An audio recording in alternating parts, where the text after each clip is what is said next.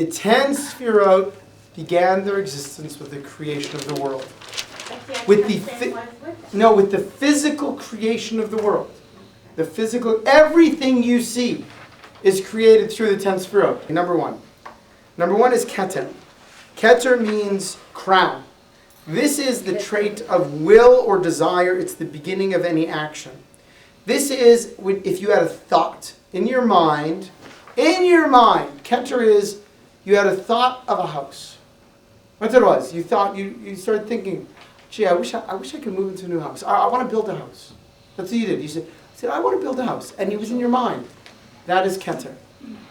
Number two is Chachma. Chachma is wisdom. This is the broader idea of the project. What happened is now, that instead of just saying, I want a house, you're saying, yeah, I want 2 stories. The bottom part, I want a 3-car garage. I need a room for my pool table. I want a swimming pool in the back. Upstairs, I want 4 bedrooms. Downstairs, I want a big living room for lots of Shabbos guests. Okay? 2 dishwashers, 1 for the meat, 1 for the milk.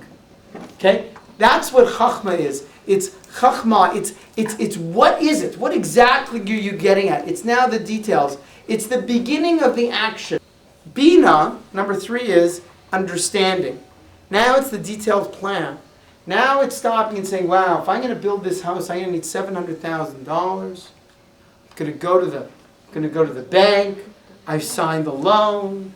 I have a line of credit now. I've hired the general contractor. In other words, I'm now in the, I have the architectural plans. And now I'm saying, can I actually follow through this idea of building the home? That's step number 3. Step number 4 is Chesed. We are now going from the intellect into the emotion. The emotion says now, Chesed is loving kindness. And it's the giving without limits. Saying, you know what I really want? I really want hardwood floors. And I have the walls, I want a Monet on the walls. And I want, the reflector windows, and it's now I'm spending.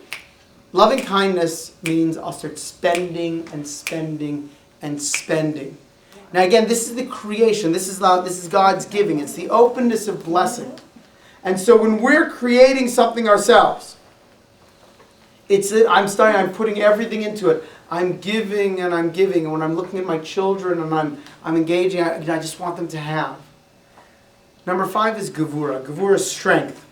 It's also an emotion, but it's the opposite one. It's the one that holds it back, that gives borders. Sometimes Gevurah is translated as justice here. Now there's borders. It's like, oh, wait. We said $700,000 for this house. Not a penny more. Which means you only get 1 Monet. And a cheap one at that. Right? You get the leather couches, but you get the 2nd grade leather couches. You get the 2 dishwashers, but you're not getting stainless steel fronts. Okay? I guess for $700,000 you get stainless steel, right? Okay, you can do that. All right. Okay. All right. In other words, but that's the idea. In other words, now it's the holding back of it.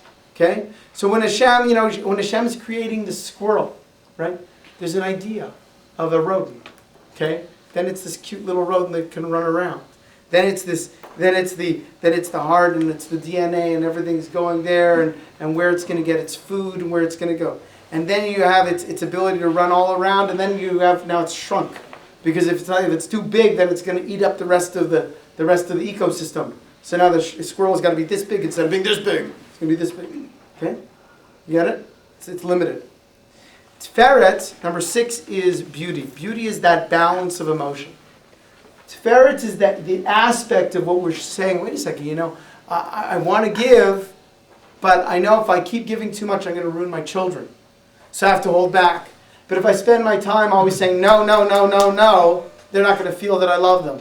So somehow Tiferet is that beauty. It's that balance of where I can give and they know I'm loving them and there's a limit. And when I can place a limit on it, they know that the reason there's a limit is because I love them.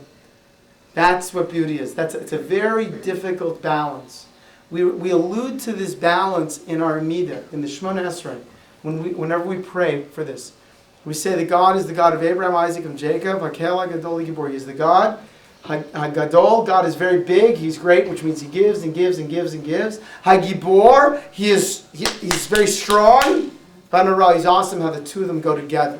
God is awesome how he can somehow be giving to us, but never give us one penny more too soon than we need. Number 7 is Netzach. Netzach means victory. This is the action of dominance and assertion. Now it's like time to build the house. So the guys come out, the bulldozer there, and they're plowing the field, and they're taking the beams and they're knocking them together, and they're yelling and screaming at all the workers and the contractors, and they're building the frame, they're putting everything together. But it's actual action. This is a place where many people fall short in their test in life. There are people that have great plans, and their emotions are there too. But then it comes time to translating these beautiful things into action. That's their test in life. We're going to find it. It's like, it's such a smart guy, such a talented guy. Why doesn't he do anything? What he slept till? What time did he sleep till in the morning? What happened? Right, it's getting into the action mode. Okay. The next one is Hode. Hode means splendor. This is the action of limitation to limit the reception. What's happening over here is the Almighty's giving physicality in a way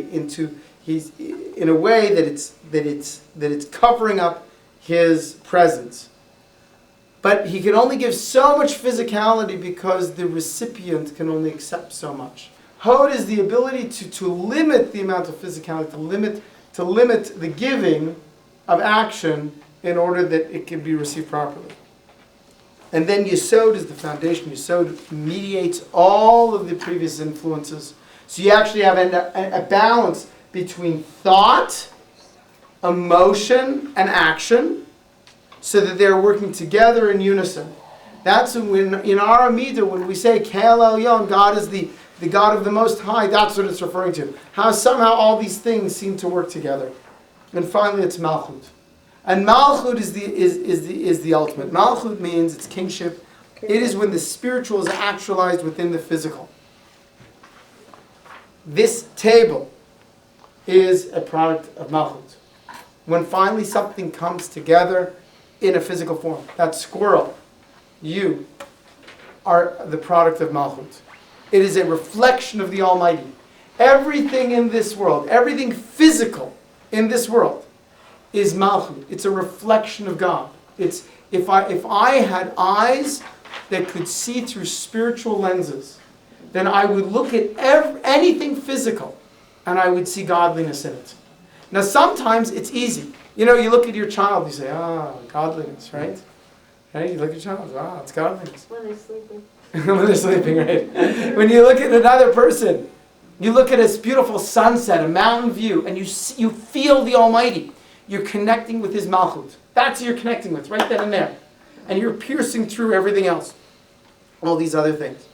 So ultimately what we have is all of us, to simplify it, you have desire that leads to planning, that leads to action, that leads to completion.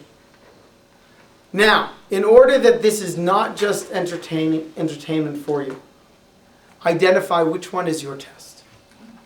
Where is your particular test? Which sefira, which force is the force that's blocking you from achieving really great things in this world? That's how a person has to use this. It's nice to learn Kabbala, but if a person can't translate it into a way that it's practical, it announces their life, so then it's just entertainment. Which is not so bad. There are more destructive forms of entertainment than learning Torah. But if we're learning Torah, if we're learning the Almighty's instructions for living, my goodness, He wants us to get a lot out of life. He really wants us to achieve greatness in this world and the next. Greatness in this world for the next. So which one of these is our test?